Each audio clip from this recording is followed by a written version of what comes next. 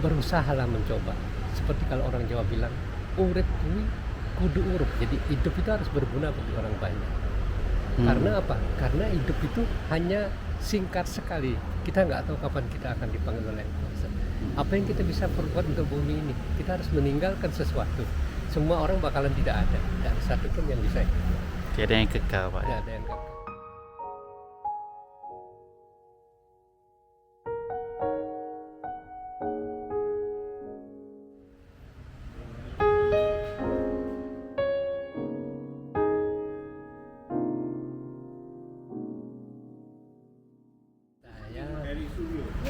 Terlahir di Bali. Nama saya Inyaman Alim Mustafa. Saya merantau ke Jawa di umur 15 tahun. Jadi tahun 1967. Nah, apa yang saya dapatkan itu adalah bahwa bagaimana kita bisa mengisi hidup ini untuk kebaikan orang banyak. Pada suatu ketika saya pernah berujar pada diri sendiri bahwa ya Tuhan, kapanpun Kau berikan kepintaran kepada saya, kepintaran apapun akan saya telurkan kepada siapa saja seluruh muka bumi dengan sungguh-sungguh dan ikhlas. Nah, ternyata kunci ikhlas itu di situ. Tidak sampai 2 tahun saya merantau ke Jawa dan tidak membawa sesuatu apapun. Dalam 2 tahun kemudian saya sudah jadi bisa keluar negeri kemana-mana dengan adanya proyek-proyek besar sampai sekarang. Karena keikhlasan sebetulnya kuncinya. Keikhlasan. Ya. Memang banyak orang berbicara ikhlas, tapi sejauh mana dia bisa ikhlas? Sungguhkah ikhlas?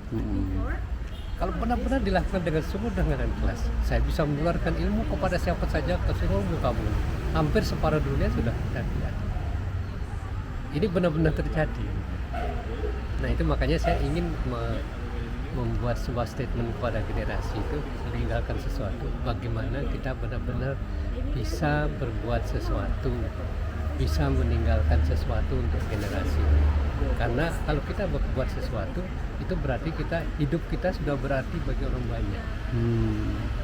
Bagaimana dari Bali ke Tanah Jawa, Pak? Nah, dari Bali ke Jawa kan dulu saya memang tidak punya apa-apa, sangat miskin gitu ya. Saya merencanakan untuk merantau, daripada saya tidak punya apa-apa di Bali, ya sudah saya merantau ke Jawa. Siapa tahu bisa merubah nasib. Hijrah, Pak. Iya, di umur 15 tahun itu saya merantau. Karena di umur 10 tahun saya sudah tidak punya apa-apa dan menghidupi adik-adik saya sebanyak 5 orang dan ibu saya 1. Di umur 10 tahun saya sudah menghidupi 6 orang. Nah, ini yang jadi hal-hal yang kadang-kadang kita tidak masuk akal ya, yang disebut miracle gitu. Yeah. Jadi saya mengalami hal-hal yang ajaib sejak saya kecil. Jadi kerja-kerja ini, mematung, mengukir ini memang satu kepakaran Bapak dari kecil. Adakah kita boleh kata ianya sebagai bakat semula jadi atau kesungguhan atau bagaimana, Pak? Saya nggak paham soal itu ya. Jadi saya mengatakan bahwa seseorang terlahir ke bumi sudah diatur oleh Yang Kuasa sedemikian rupa. Apakah dia akan menjadi seniman, apakah dia akan menjadi presiden, apakah dia akan menjadi pengusaha, kita tidak pernah tahu. Jadi sehingga kalau saya mengatakan bahwa waktu saya terlahir, saya tidak pernah berpikir saya akan menjadi seniman atau apa. Tahu-tahu begitu saya belajar, saya bisa. Tanpa ada yang memberitahu, tanpa ada yang belajar, bisa sendiri. Ini bakatnya luar biasa, Pak. Okay. Jadi anugerah Tuhan. Ya, kan kalau sekarang saya mengatakan bahwa saya melihat mungkin ada semacam image sekarang yang orang mengatakan bahwa ada alien apa segala gitu ya. Saya kok merasa ada kemungkinannya ke situ. Karena saya alami hal-hal yang aneh sekali. Jatuh dari pohon 10 meter. 10 meter, Pak, ya? Tidak apa-apa. Sakit pun juga tak luka, enggak. Cuma jatuh begitu, semaput 10 menit, kawan lagi jalan lagi. Di umur 10 tahun saya bisa nghidupi 6 orang. Di umur 15 tahun saya merantau ke Jawa. Di umur 17 tahun saya sudah ke Jepang kemana-mana. Sampai sekarang ini. Jadi mengalami hal-hal yang disebut miracle itu. Yang tadi saya cerita, membuat 1000 buah kepala bulan dalam waktu 3 bulan. Padahal orang membuat 1 saja sehari nggak selesai. Saya bisa membuat 11 sehari. Bagaimana mungkin yakin, saya tidak percaya sampai sekarang bahwa saya membuat sendiri. Mm-mm. Jadi ada hal itu di sini. Betul. Apa pandangan Bapak dan nasihat untuk generasi akan datang? Nah, karena generasi sekarang itu generasinya milenium ya, yang saya lihat di semua negara sama. Kita ini krisis dengan generasi yang akan datang itu, bahwa sangat tidak memungkinkan untuk seperti kita fight gitu ya, tidak ada. Jadi lemah sekali ya. Jadi mereka mengandalkan yang sudah ada, menikmati yang sudah indah. Tidak seperti kita. Mereka bangga melihat sesuatu, mendapatkan sesuatu dengan indah, dengan enak gitu. Kalau dulu kita bangganya adalah ketika kita membuat sesuatu bisa dilihat orang lain, bisa membahagiakan orang lain, itu baru kita bangga. Nah, sekarang anak-anak cuma menikmati aja.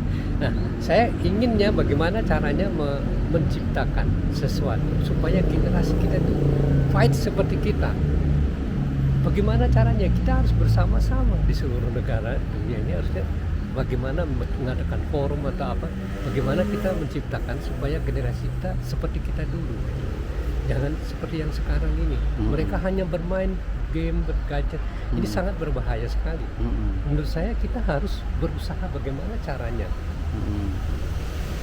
Sehingga kalau saya bisa misalnya mengatakan pesan-pesan saya kepada generasi, misalkan berusahalah mencoba.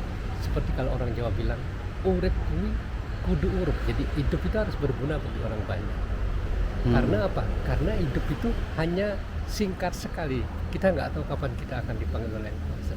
Apa yang kita bisa perbuat untuk bumi ini? Kita harus meninggalkan sesuatu. Semua orang bakalan tidak ada. Tidak ada satu pun yang bisa. Tidak ada yang kekal, Pak. Tidak ada yang kekal.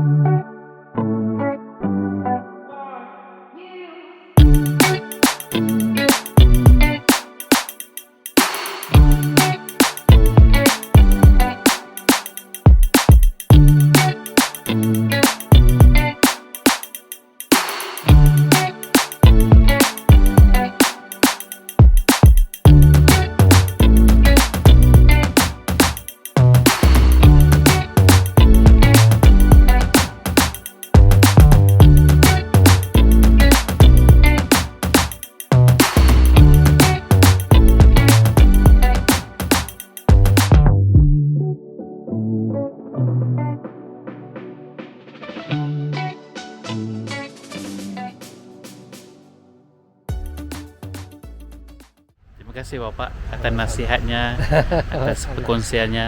Iya, sama-sama. Terima Insyaallah. kasih, semoga bermanfaat ya. Amin.